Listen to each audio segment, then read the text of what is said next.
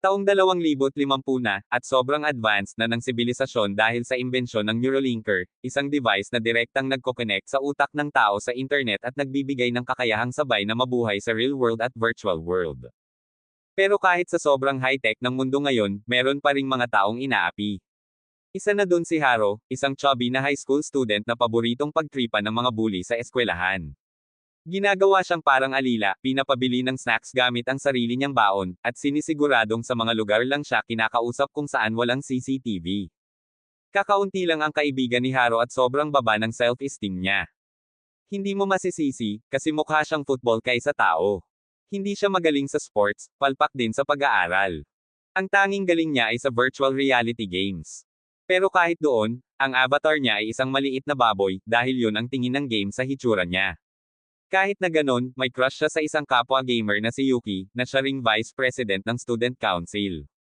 Umaakyat pa siya ng 100 hakbang para lang masilayan ang gothic butterfly avatar nito. Pero nung tumingin si Yuki sa kanya, natarante siya at gumulong pa ibaba ng hagdanan. Umiiyak siya sa loob-loob niya dahil di niya kayang lumapit dito.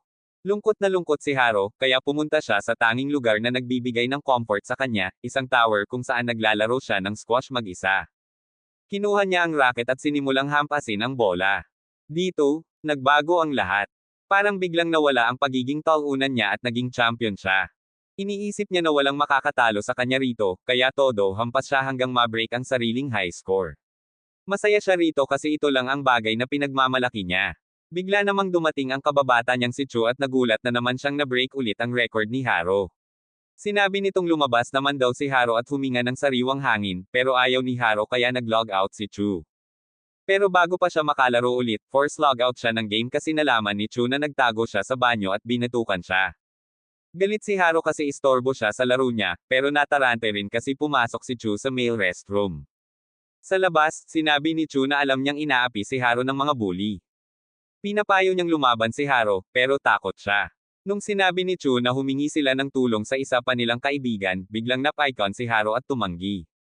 Binigyan siya ni Chu ng sandwich kasi alam niyang inubos ng bully ang lunch money niya, pero tinanggihan ito ni Haro.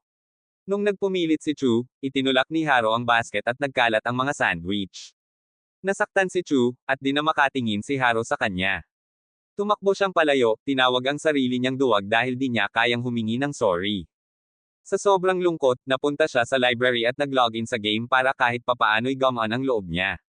Pero nang makita niyang may nakabit ng high score niya, naiyak siya at naisip na wala na talagang natitira para sa kanya. Biglang lumitaw si Yuki sa tabi niya at tinanong kung siya ba ang may dating high score. Tiningnan siya nito at tinanong kung gusto ba niyang maging mas mabilis. Bago pa siya makasagot, niyaya siya nito sa lounge kinabukasan. Kinabukasan, nervyoso siyang pumunta sa lounge.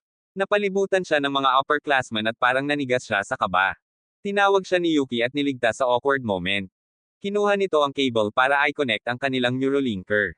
Nagpanik si Haro kasi sa mundo nila, parang public holding hands na ang cable lang, parang pang-couples lang. Pero si Yuki, wala lang at kinabitin siya.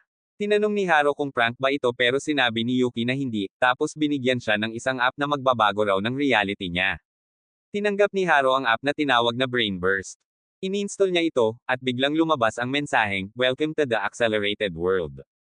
Biglang dumating ang mga bully ni Haro at hinanap ang lunch nila. Takot si Haro, pero ngumiti lang si Yuki at tinawag ang leader ng bully na, shit-brained red monkey, na di makabili ng sariling lunch. Uminit ang ulo ng bully at sinuntok si Haro. Pero bago pa tumama ang suntok, sinabi ni Yuki na sabayan siyang magsabi ng, burst link. Pagkasabi ni Haro, nag-freeze ang buong mundo. Tumigil ang oras at nakita niyang baboy pa rin ang avatar niya. Andin din si Yuki sa goth butterfly form niya at ipinaliwanag na nasa accelerated world na sila dahil sa Brainburst program. Dito, gumagana ang utak nila ng 1000x mas mabilis kaysa sa totoong mundo, 1 segundo sa real world ay 16 na minuto dito. Sabi ni Yuki, kaya nilang gumalaw ng sobrang bilis, pero wag daw niyang iwasan ang suntok pag bumalik ang oras. Ito raw ang tanging pagkakataon para mahuli sa kamera ang bully. Pumayag si Haro sa plano. Sinabi ni Yuki na tumalon siya papunta sa kanya pag tinamaan. Bumalik sila sa katawan nila, sumigaw ng burst over, at nagsimula na ulit ang oras. Tumama ang suntok ng bully, lumipad si Haro at tumama kay Yuki. Nagkunwari itong nawala ng malay habang dumadaloy ang dugo sa ulo. Nagkagulo ang mga tao, dumating ang mga guard at hinuli ang bully. Pagkalma ng lahat, bumulong si Yuki kay Haro na magaling siya, sabay drawing ng circle sa taba ng hita niya habang nilalandi ito.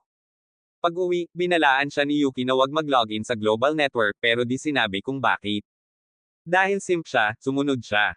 Sa gate pa lang ng school nag-log out siya. Paglabas niya, nagulat siya kasi andin si Chu, parang di lang siya binastos kanina.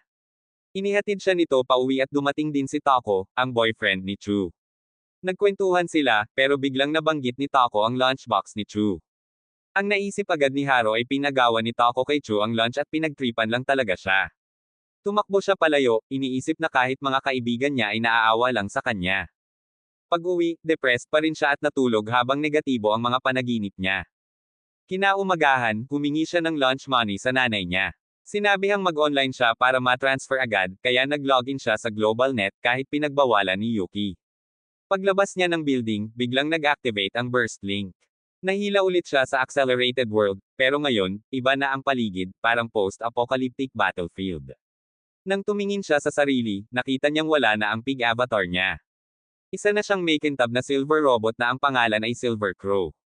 Natarante siya, pero bago pa makapag-isip, may dumating na kalaban, isang burst linker na naka-skull helmet at nakasakay sa motor. Siya si Ash Roller. Tuwang-tuwa ito na makahanap ng clueless noob at bigla siyang inatake.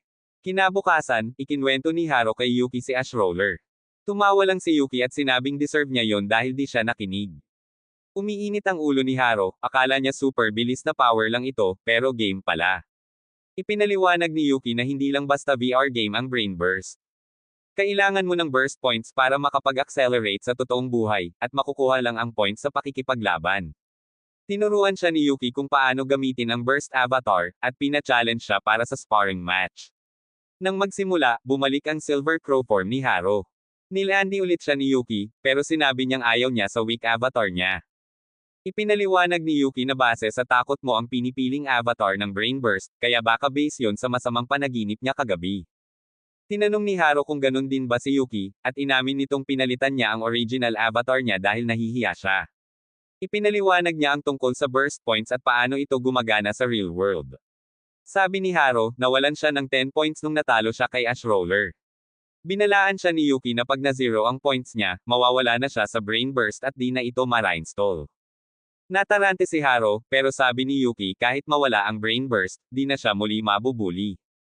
Tinanong niya si Haro kung ano ba talaga gusto niya. Sabi ni Haro, gusto niyang lumaban at makatulong kay Yuki dahil ang dami na nitong nagawa para sa kanya. Sinabi ni Yuki na para lang siyang kandila at siya ang araw, at di siya karapat-dapat kausapin si Yuki. Pero naawa raw ito kaya tinulungan siya, kaya gusto niya itong suklian. Medyo halata nang may gusto si Yuki sa kanya, pero si Haro, parang Lego na di magkamatch, di niya na-gets. Sabi niya, hindi niya kayang hawakan ang kamay nito kasi di sila pantay. Maglilingkod na lang daw siya. Nag-logout sila, at may isang babae na lumapit kay Yuki para tanungin ang relasyon nila ni Haro. Sabi ni Yuki, umamin ako sa kanya, pero ni-reject niya ako.